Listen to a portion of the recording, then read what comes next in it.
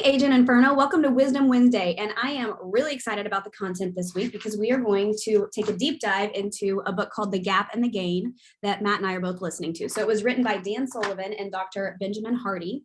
And we're going to do just a quick intro. There's some content from our script call where we take a deep dive into, Matt really goes over a chart of how the gap and the gain works. And we want to focus today's content a little bit more strategically on what this book has meant to each of us and dive into what it can mean for you all. Yeah, so this was given to me as a gift from somebody else in our world that is a high producer, a high performer, high achiever.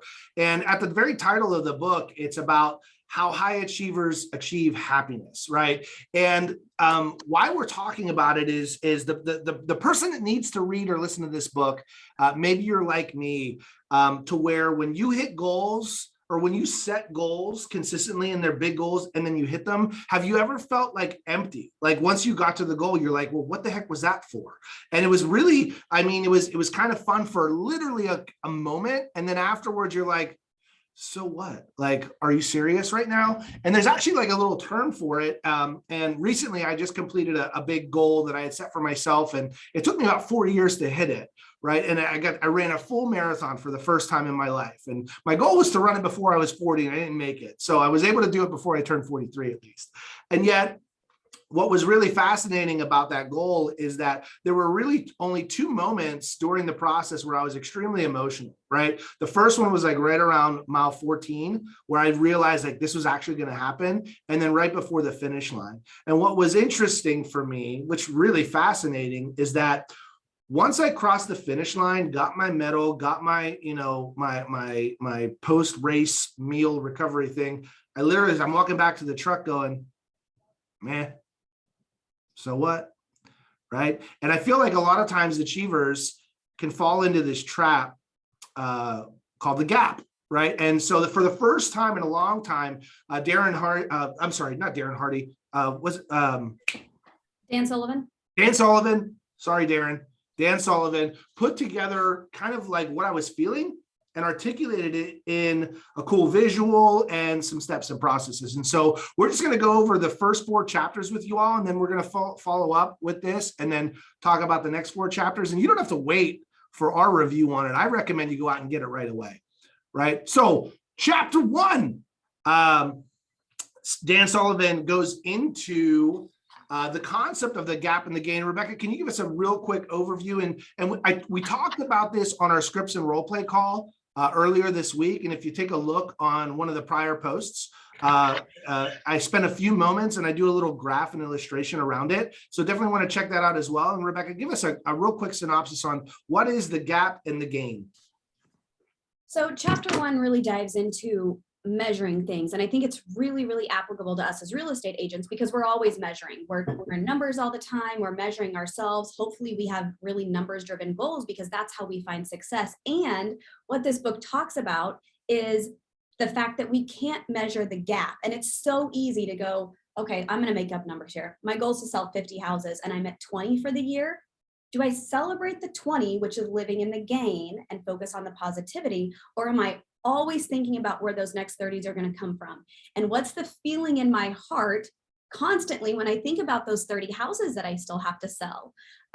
So for me, how this has shown up, and I think it was all the way in the very beginning of the introduction that I was like, yep, gonna need to read this book. There was a time in my life where I was only selling and that was the only income that was coming in as far as my contribution to the family. And I remember when that stopped and I took more of a management role, the weight that was released as soon as that first salary hit my bank account. And what I realized, and what this book is helping me realize, is that it's because I was constantly in the gap of what's next, where's next. And it's a high achiever's, worst nightmare, because we always have to reach for that next goal. We always have to sell the next house. And there's a lot of stress associated with that.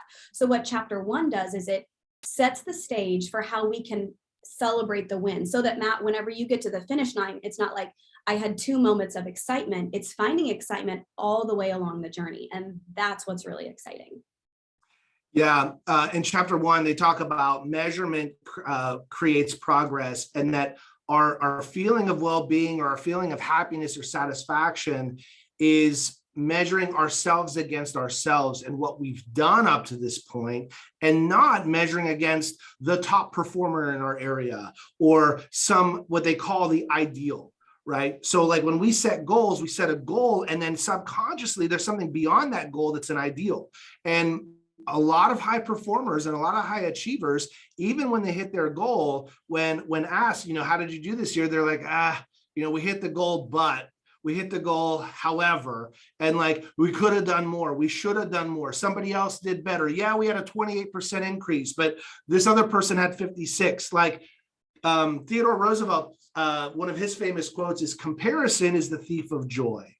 And so if you're having a challenge celebrating your wins, it may be because your focus is not on where you've come from and what you've done so far. It's about what others are doing and what you could have done, right? So the first thing is, if in order to change your feeling around production and productivity, it's about focus, and it's about getting really clear on where we started and where we are today, and then really celebrating those little wins and milestones along the way.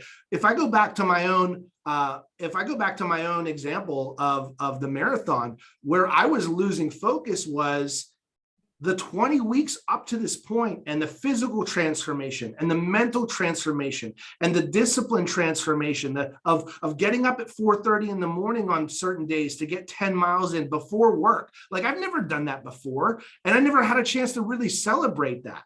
Right. And so it wasn't about getting the medal. It was about who I became in those 20 weeks along the way. Right. Smaller, more fit. Right. And so when even speaking about it now, like, I'm actually getting a lot of energy from thinking back along that journey, and the two times I almost got hit by a car but survived. Right. Like at night when crossing the street without the right equipment.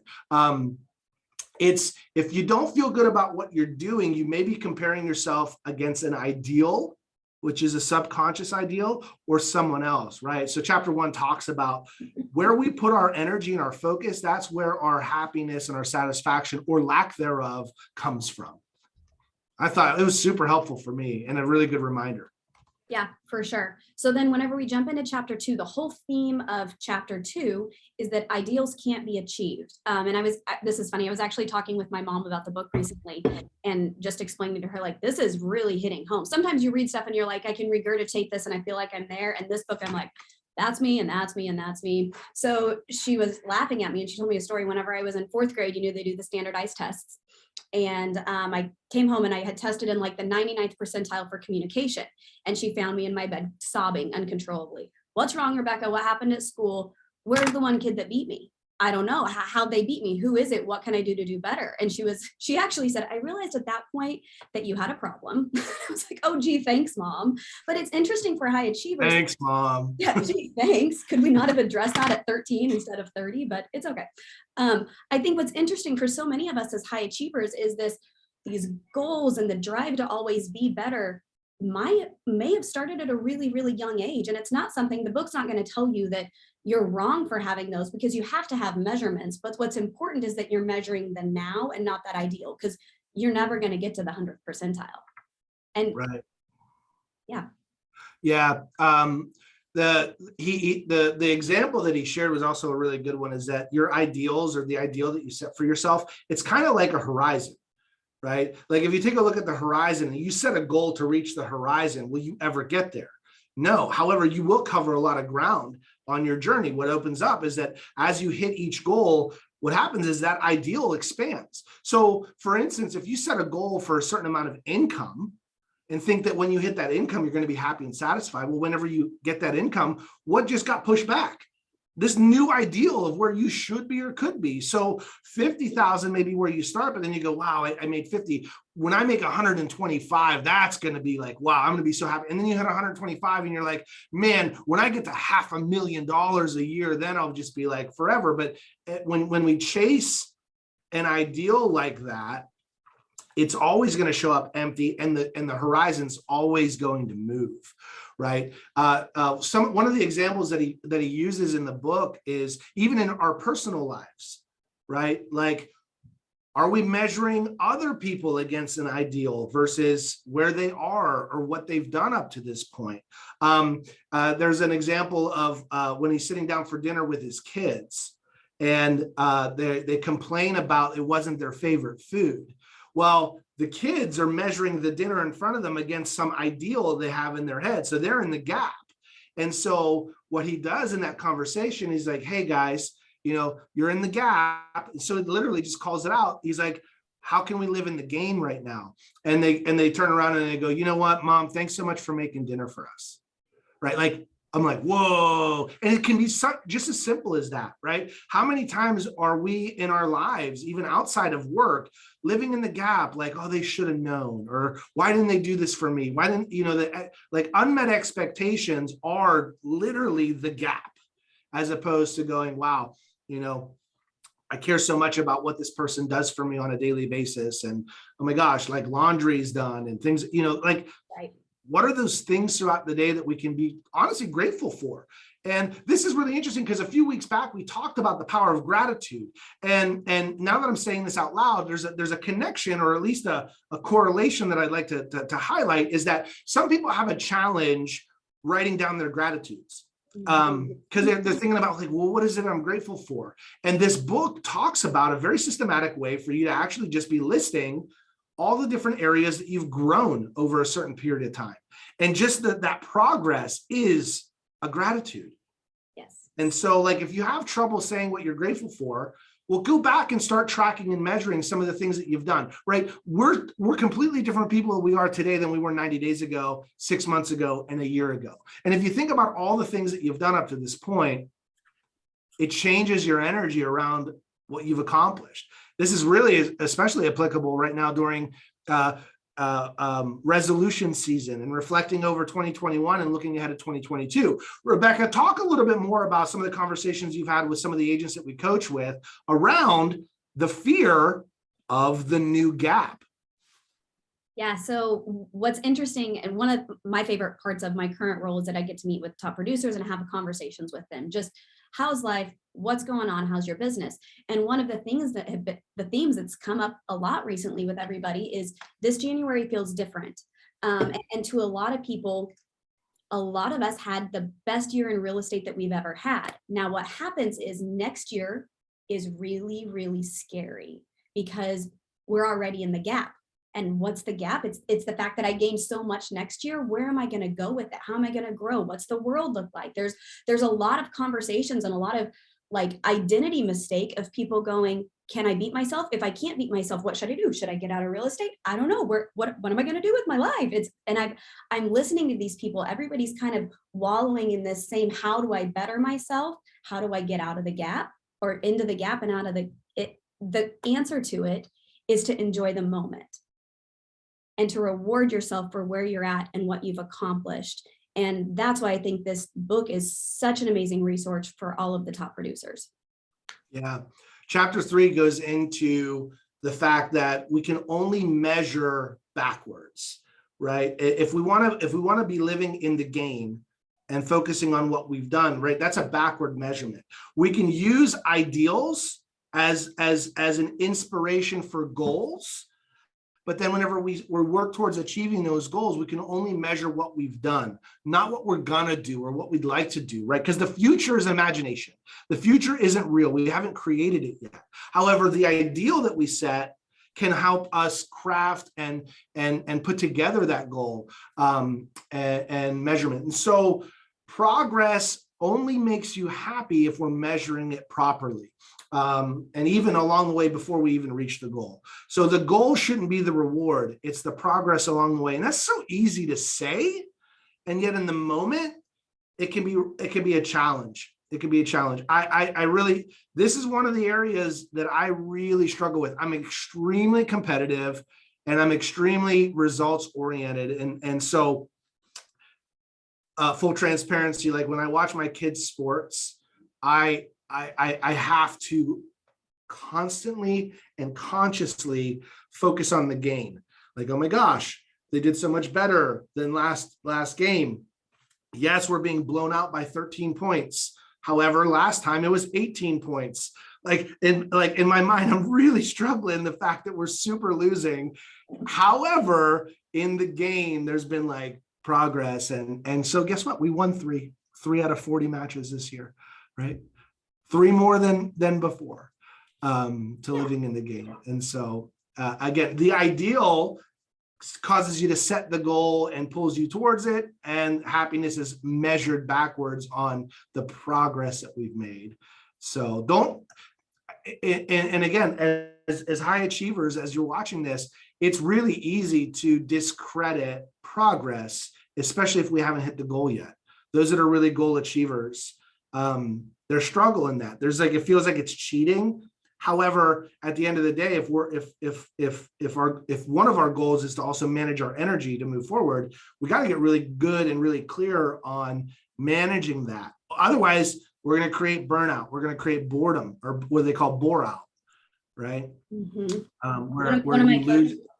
Yeah. I was going to say, one of my coaches said something to me recently, something along the lines of, I want you to think about how it's going to feel when your ceiling right now is your floor tomorrow. And then they said, that's going to be a really cool experience. And I need you to celebrate every single step along the way. So we're not measuring backwards, because I don't want to go back and be that person that I was 6 months ago, even 6 days ago. I hope that I am constantly taking steps. But measuring backwards is really difficult. And one of the things that you say all the time that I really like is that we grow into the conversations that are around us. And what can happen, and what happens to me, is as I'm around all these big thinking conversations, that ideal of a fantasy future, here it is. And it's so easy to think I have to progress there and I'll be happy when I'm there. But for me, it's making sure that I'm celebrating these little wins along the way and being in the present moment. Yeah.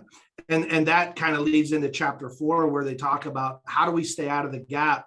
And one of the ways that we stay out of the gap is by being really in touch and in tune with our feelings. The moment we start feeling negative or cynical around our own progress, naturally what we're doing is we're comparing against an ideal, right? So feelings aren't measurable. However, they're a GPS to where our focus is, if you will, right? They let us know where we are living, whether we're in the gap or the gain. And so in the chapter, he talks about shifting our brain functions through feelings and awareness and perspective, right? Ideals for illumination, and then shift to goal setting, and then practical measurement, right?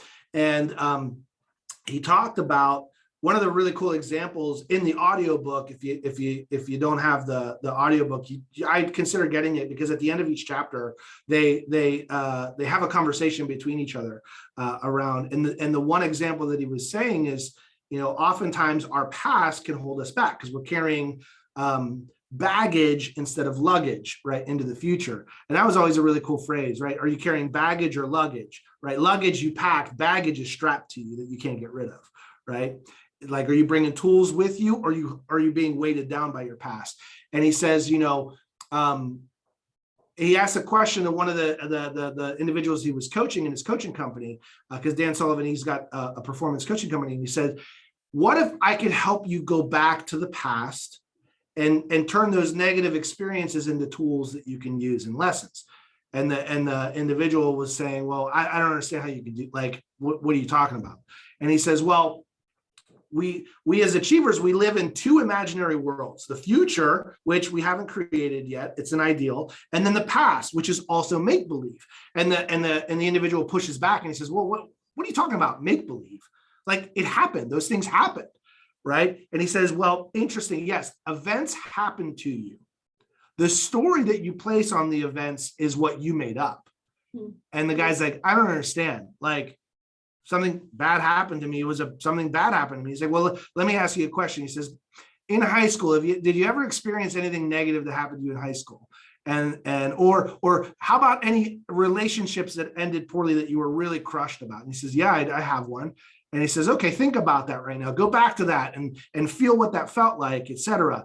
And then he said, knowing what you know, are you happy that person's no longer in your life?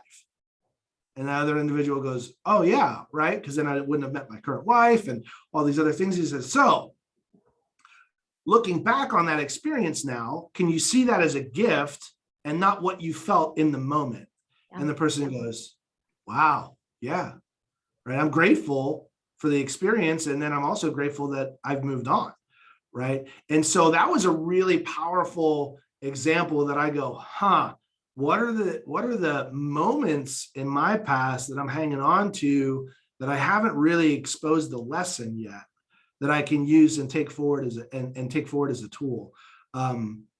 So far, chapter 4 has been one of the most powerful chapters for me up to this point. I love that. And I think it's a really good lesson for those of us who are leading people.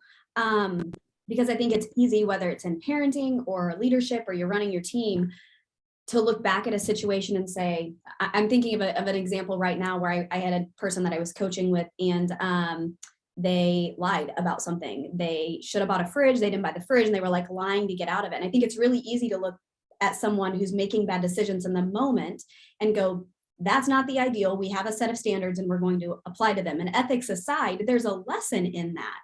And making sure that the people that we're leading are learning the lessons along the way is one of the best ways that you can be a leader, and asking good questions. And that is so important. Yeah, no, 100%. Right. So we're probably going to kind of pause at chapter 4 on this video. We're going to come back in a future video to talk about future chapters. And so if you've listened to this up to this point and there's something that resonated with you and you really liked it, love to hear your comments down below. Feel free to share. And if you have read this book or are listening to this book as well, what are parts of the chapters that we talked about that also really moved you or made an impact for you? Share it below. We'd love to get in a conversation with you as well. And if you'd like to get together and talk about the book over some coffee or otherwise, just shoot us a message. We'd love to meet you guys. So anything else? That's all we got. Happy Wednesday. Happy Wednesday.